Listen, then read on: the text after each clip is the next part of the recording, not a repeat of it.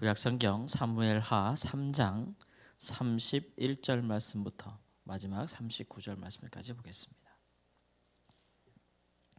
사무엘하 3장 31절 말씀부터 39절 말씀까지입니다. 31절 말씀. 다윗이 요압과 및 자기와 함께 있는 모든 백성에게 이르되 너희는 옷을 찢고 굵은 배를 띠고 아브넬 앞에서 애도하라 하니라. 다윗 왕이 상여를 따라가 아브넬을 헤브론에 장사하고 아브넬의 무덤에서 왕이 소리를 높여 울고 백성도 다 우니라. 왕이 아브넬을 위하여 애가를 지어 이르되 아브넬의 죽음이 어찌하여 미련한 자의 죽음 같은고 내 손이 결박되지 아니하였고 내 발이 착고에 채이지 아니하였거들 불의한 자식의 앞에 엎드러짐 같이 내가 엎드러졌도다 하매 온 백성이 다시 그를 슬퍼하여 우니라. 석양에 무 백성이 나와 다윗에게 음식을 권하니 다윗이 맹세하여 이르되 만일 내가 해지기 전에 떡이나 다른 모든 것을 맛보면 하나님이 내게 벌 위에 벌을 내리심이 마땅하니라 하매 온 백성이 보고 기뻐하며 왕이 무슨 일을 하든지 무리가 다 기뻐하므로 이날에야 온 백성과 온 이스라엘이 내레 아들 아브넬을 죽인 것이 왕이 한 것이 아닌 줄을 아니라. 왕이 그의 신복에게 이르되 오늘 이스라엘의 지도자여 큰 인물이 죽은 것을 알지 못하느냐. 내가 기름 부음을 받은 왕이 되었으나 오늘 약하여서 수르아의 아들인 이 사람들을 제어하기가 너무 어려우니 여호와는 악행한 자에게 그 악한 대로 갚으실지로다 하니라. 아멘. 하루아침에 아브넬과 요압에 대한 평가가 이렇게 달라지게 되는 것입니다. 아브넬은 우리가 성경을 쭉 사무엘하를 살펴보면서 사울 왕이 죽은 이후에 그 이스라엘을 다윗에게 돌리지 아니하였다라고 했습니다. 그는 하나님의 다윗을 향한 맹세도 알고 있었고 또 선지자 사무엘을 통해서 다윗을 왕으로 기름 받았다는 것도 알고 있었고 사울이 블레셋과의 전쟁에서 죽자 온 이스라엘의 장로들이 다 나와서 다윗을 왕으로 삼자고 여러 차례 요구한 것도 거절한 사람은 바로 이 사람이죠. 그렇기 때문에 이 사람은 하나님 입장에서 보면 그렇게 좋은 평가를 얻을 수가 없습니다. 그런데 사람들이 보기에는 다르죠. 사람들이 보기에는 죽은 왕에게까지 충성하는 아주 의리 있는 충성스러운 신하로 볼 수 있지 않겠습니까? 그래서 비록 사울과 그의 용맹한 왕자들이 죽었지만 그의 남은 왕자라도 왕으로 옹립해서 사울 왕가에 충성을 다한 사람이라고 보여질 수 있는 것이죠. 우리가 이렇게 성경을 쭉 이렇게 기록된 성경을 보니까 아브넬이 속사람이 그렇게 순전하지 않았구나. 하나님의 맹세를 지키기 위해서 행한 사람은 아니구나. 결국은 사울 왕을 그 아들을 옹립함으로써 왕으로 옹립함으로써 그 자신의 권세를 가지려 했던 그런 사람이구나. 그런데 시간이 지나면서 점점 이제 사울의 그 왕가는 집안은 약하여지고 이제 다윗의 집안이 강하여지고 유다가 더 강하여지는 것을 보고 또 자기가 사울의 첩을 취한 것을 인하여서 또 이스보셋 사울의 아들의 왕의 또 비난을 받고 관계가 깨어지고 여러 가지를 고려해 볼 때 차라리 이 나라를 다윗에게 돌리고 그 평화 조약을 맺는 일에 내가 앞장섬으로써 오히려 내가 이스라엘 중에 높임을 받을 수 있겠다라는 그런 생각을 가졌다는 것이 이렇게 보이잖아요. 지나고 나고 보니까. 근데 사람들은 그 모든 것을 우리처럼 이렇게 성경을 통해서 쭉 볼 수는 없는 거예요. 그러니까 아브넬은 죽은 사울 왕에게 충성하고 또 그 아들에게 왕위를 또 물려받을 수 있도록 아주 의리 있게 행동한 사람이라 할 수가 있겠습니다. 뿐만 아니라 시간이 지나서는 이제 다윗에게 하나님께서 언약한 대로 다윗에게 그 나라를 돌리려고 했던 평화의 일들이 앞장섰던 사람으로 인식이 되지 않겠어요? 예. 그러니까 그런 부분도 우리가 간과할 수가 없는 것이죠. 다윗이 생각할 때 비록 아브넬이 처음부터 이스라엘을 자기에게로 돌리지 않은 것은 그것은 다윗이 섭섭한 일일 수는 있으나 그러나 7년이 지난 후에라도 다시 평화의 조약을 맺어서 온 이스라엘을 자기에게 돌리기라고 했던 그 아브넬의 그 노력은 다윗에게 있어서는 결코 손해 보는 일이 아니었다는 것이죠. 더군다나 다윗이 요구하였던 바 사울의 딸 미갈을 또 자기의 아내로 되돌려 주고 뭐 이런 것들을 보면 다윗에게 있어서는 그야말로 이스라엘의 지도자의 큰 인물이라고 평가하고 있는 것을 볼 수가 있어요.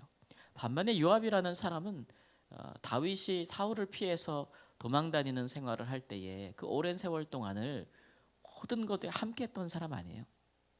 모든 고난을 함께하고 또 모든 그 고통의 시절에 항상 떠나지 아니하고 모든 전장에서 다윗과 함께 옆에 서서 전쟁을 치르고 뿐만 아니라 다윗이 그 블레셋 땅에 망명하여서 거기서 그가 행할 때라도 그 곁을 지켰고 다시 유다 왕이 될 때에도 그는 다윗의 왕위가 견고하도록 나가서 싸웠던 사람이란 말이에요. 근데 다윗의 평가를 보면 너무 박해요. 여호와는 악행한 자에게 그 악한 대로 갚으실지로다. 이렇게 그를 저주하는 것을 볼 수가 있고 심지어는 다윗이 마지막으로 이제 숨을 거둘 때에 그 아들 솔로몬에게 왕위를 물려주면서 요압을 향하여서 이야기하죠. 그로 평안히 음부에 내려가지 못하게 하라. 그가 평화의 시대에 피를 흘려서 우리로 하여금 그 아주 고통스럽게 했다라고 이제 그 뒤끝 요즘 말로 말하면 뒤끝 장렬이에요. 그래서 결국 요압이 솔로몬에게 죽임을 당하잖아요. 여호와의 제단에 뿔을 잡았으나 그가 평화롭게 최후를 맞이하지는 못합니다. 그렇게 하는 것은 이제 아브넬이 그 평화의 일리를 조약을 맺으려고 왔을 때에 다윗이 그것을 수락함으로써 이제 조약을 맺었잖아요.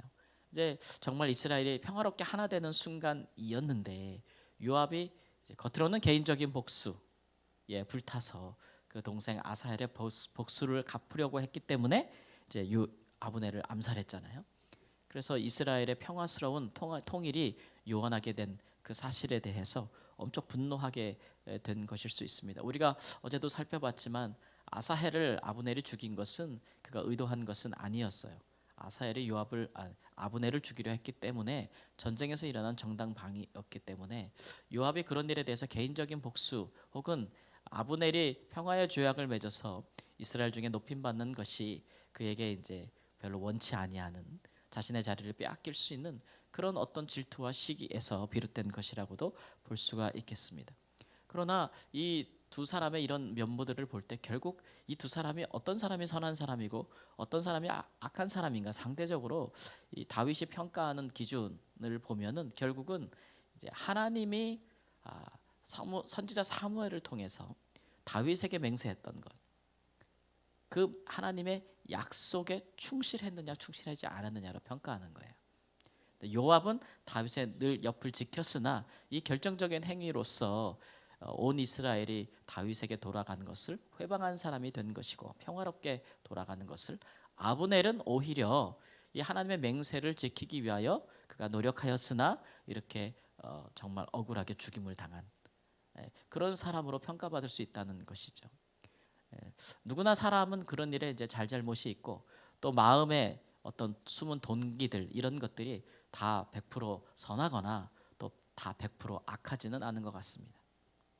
아브넬이 그런 개인의 어떤 탐욕에 의해서 움직인 바는 되어졌지만 또 겉으로 볼 때에는 또 이스라엘의 통일을 위하여 노력한 사람이라고 할 수가 있겠죠. 이제 그런 일에 의해서 다윗이 그 두 사람을 평가하고 있다라는 것을 우리가 한번 살펴볼 수가 있어요.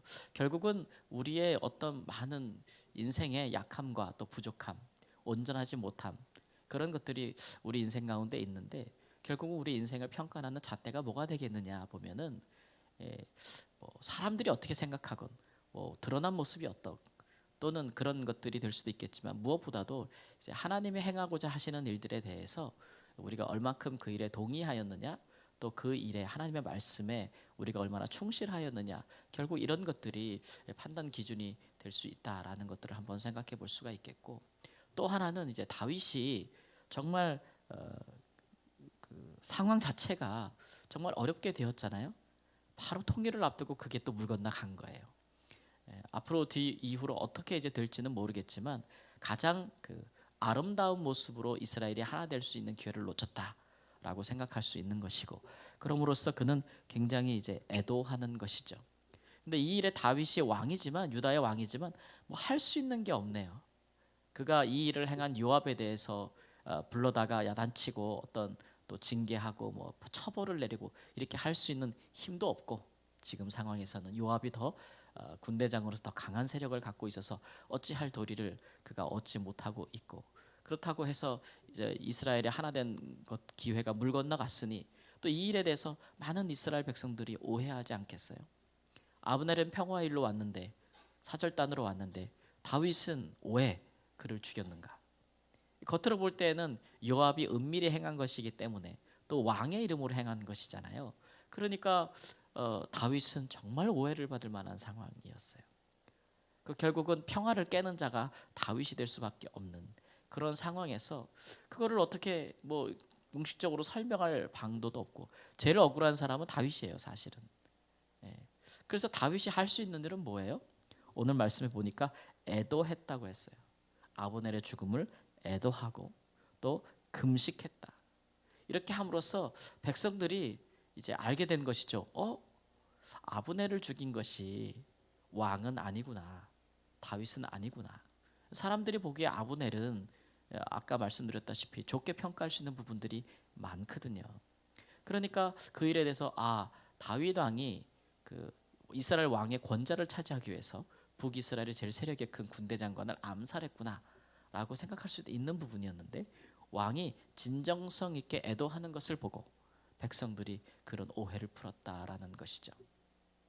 왕으로서 할 수 있는 일이 우는 일밖에 없었다라는 거예요. 예. 슬퍼하는 일밖에 없었다. 어떻게 보면 정말 소극적이고 정말 왕으로서 정말 힘이 없구나, 무능하구나 이렇게 생각이 되어질 수도 있는 부분이겠죠. 그러나 다윗은 자기가 할 수 있는 일들을 진정성 있게 한 거예요. 그가 지금 할 수 있는 일은 아브넬을 그 죽음을 그 장례를 잘 치러주고 깊이 애도하는 일이었어요. 그러니까 슬퍼하는 일, 정말 슬픈 거죠. 예. 근데 그 일을 진정성 있게 하니까 그것이 이스라엘 백성들의 마음을 뭐예요? 움직였어요. 움직였어요. 예. 그러고 보면 뭐 이것이 다윗의 어떤 정치적인 행보였는가, 어떤 사람들은 쇼였는가, 뭐 이렇게 볼 수도 있겠지만, 다윗은 여러 차례 이런 진정성 있는 애도의 모습을 통해서 사람들의 마음을 얻은 적이 많았습니다. 예를 들면 사울 왕이 죽었을 때에도 또 애가를 지어서 온 유다 지파와 이스라엘 가운데 가르쳤고, 또 사울을 죽인 자들이 다윗에게 상을 얻을까 하여 왔을 때에도 다윗은 그들에게 상 주기커녕 그들을 처형한 것을 볼 수가 있겠죠. 그래서 사울과 그에게 속한 자들의 죽음을 그가 애도하는 것을 볼 때에 이스라엘 백성들이 오히려 이 사람이 정말 이스라엘 왕이 될 자격이 있구나라는 생각을 가졌던 것이죠. 여러분, 사람들의 마음을 얻는 가장 좋은 방법이 무엇이겠습니까? 반대로 생각하면 사람들이 가장 실망하는 격은 어떤 사람이 위선적인 행동을 보였을 때예요. 겉과 속이 다르고 말과 행동이 다르고 그런 것을 보였을 때 사람들은 가장 실망을 하죠. 그런 리더십에 대해서는 가장 절망할 수밖에 없습니다. 그러나 어떤 유능함과 무능함을 떠나서, 얼마나 힘이 있고 힘이 없느냐를 떠나서, 때로는 정말 그 진정성 있게 행하는 행동 하나가 사람들의 마음을 감동할 수 있죠. 저 사람은 진실하다, 겉과 속이 다르지 않다, 그런 것들을 느낄 때에는 마음을 주게 돼 있어요. 그렇죠? 다윗은 정치적인 선택의 여지도 폭이 좁았고, 또 이 일에 대해서 공의롭게 판단할 수 있는 힘도 없었어요, 그 상황에서는. 그러나 그가 할 수 있는 것은 진정성 있게 그 아브넬의 죽음을 애도하고 슬퍼하는 일이었어요. 오히려 그것이 백성들의 마음 속에는 더 큰 점수를 얻게 되는 계기가 되었다라는 것을 보면서 진정성 있게 하나님 앞에나 사람 앞에나 우리가 참 진정성 있게 뭐든지 하는 것이 중요하다라는 것들을 오늘 말씀에서 또 살펴보게 되는 것입니다. 이렇듯 사람의 인생이 다 지나고 나면 우리가 이렇게 성경처럼 기록이 되잖아요. 그렇게 돼서 그 사람의 인생을 다시금 이렇게 내면적인 것도 또 사람들에게 드러난 부분도 우리가 평가할 수 있는 그런 안목을 얻게 되는 것인데, 우리의 삶의 모든 부분도 이렇게 성경에 기록된 처럼 하나님의 책에 기록되지 않겠어요, 그죠? 누구든지 하나님 앞에 가면 우리 인생의 속과 것에 대해서 다 이렇게 스스로 자백하는 일들이 있을 거고, 하나님의 책에 다 기록돼 있을 텐데, 그런 일들에 우리가 평가를 받을 텐데, 이제 어떤 것으로 평가받겠습니까? 우리가 진정성 있게 하나님이 이 땅 가운데 하시고자 맹세했던 하나님 진리의 말씀대로 우리가 행하였는가, 행하지 못하였는가가 결국 우리를 평가하는 기준이 될 것이다라는 것을 생각하시고 그 부분에 있어서 충실하고 하나님이 기뻐하시고 사람들에게도 기쁨을 줄 수 있는, 감동을 줄 수 있는 그런 삶을 사시기를 우리 주 예수님의 이름으로 축원합니다. 아멘. 기도합니다. 하나님, 사람들이 보고 어찌하든지 이리 생각하고 또 저리 생각할 수도 있겠으나 하나님, 모든 상황에서 우리가 할 수 있는 것은 하나님 앞에서 하나님께서 우리에게 약속하시고 우리에게 행하라 하시고 또 우리에게 보여주신 길로 하나님 진정성 있게 행하는 것뿐입니다. 하나님, 그 일에 우리가 좌로나 우로나 치우치는 자가 되지 아니하도록 주님 인도하여 주시옵소서. 때로는 우리가 우리 마음에 우리 스스로의 정욕에 이끌려 행동할 때가 있사오나 언제든지 하나님을 생각하고 주를 바라보면서 다시 하나님 그 온전한 자리에, 합당한 자리에 돌아오는 자들이 될 수 있도록 주님 인도하여 주시기를 주 앞에 기도합니다.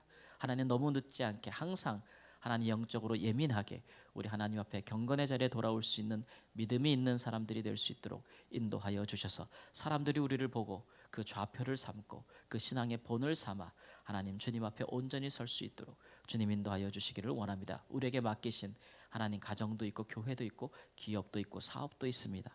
이 모든 일을 행할 때에 하나님 앞에서 진정성이 있고 진실하다 평가받고 사람들을 온전히 이끌어갈 수 있는 훌륭한 믿음의 사람들 될 수 있도록 주의 성도들을 축복하여 주시옵시고 이 땅 가운데 살아가고 있는 많은 하나님의 자녀들이 세상에서 하나님 그렇게 하나님 있는 자리에서 그 부르심을 따라 행함으로써 우리가 살고 있는 하나님 이 사회에서 주님의 이름을 높이고 또 하나님께 영광을 돌리게 하고 많은 사람들에게 기쁨을 얻게 하는 하나님 그런 하나님 귀한 신앙적인 리더십을 발휘할 수 있는 하나님의 사람들이 될 수 있도록 붙들어 주시기를 주 앞에 기도합니다. 빛처럼 소금처럼 역사하는 준비되어지고 예비되어진 훈련되어진 하나님의 사람들이 이 땅을 가득 채울 수 있도록 주여 성령으로 역사하여 주시옵소서. 오늘 이 새벽에도 주 앞에 나와 기도하고 간구하며 하루를 살아갈 때에 순간순간 기억날 때마다 성령 의지하고 들은 바 말씀 의지하고 기도하는 사랑하는 주의 자녀들의 기도를 들어 주시옵소서. 우리 하나님 성령으로 간구할 바를 알게 하여 주시옵시고 기도할 때에 또 성령 안에서 하게 하여 주시옵시고 주의 응답하심을 보면서 하나님의 큰 역사가 하나님의 나라가 우리의 삶의 구석구석에 이루어지는 큰 기쁨을 누리게 하여 주옵소서. 존귀하신 예수님의 이름으로 기도합니다. 아멘.